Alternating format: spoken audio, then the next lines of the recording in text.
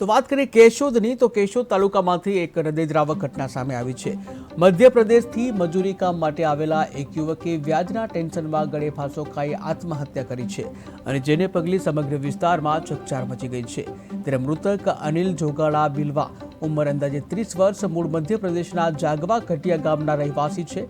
ત્યારે હાલ તો તેઓ પરિવાર સાથે કેશોદના માંગરોળ રોડ ઉપર ડોકા મરડી નજીક ખેતમજૂરી કરતા હતા અને મળતી માહિતી મુજબ અનિલે એક સ્કૂટર લોન પર લીધું હતું અને તેના હપ્તા ભરવાના બોજ સાથે અન્ય એક વ્યાજખોર પાસેથી ₹40,000 5% વ્યાજે લીધા હતા।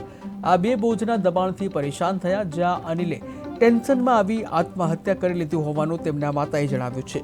ત્યારે હાલમાં તો મૃતદેહને કેશોદની સરકારી હોસ્પિટલમાં પોસ્ટમોર્ટમ માટે ખસેડવામાં આવ્યો છે, જ્યાં કેશોદ પોલીસ સ્ટેશનના જમાદારે ઘટના સ્થળે પહોંચી વધુ તપાસ હાથ ધરી છે। ત્યારે તહેવારની વેળાએ આ ગરીબ પરિવાર ઉપર આપ તૂટી પડ્યું હોય તેવા દુઃખદ દ્રશ્યો સર્જાયા છે।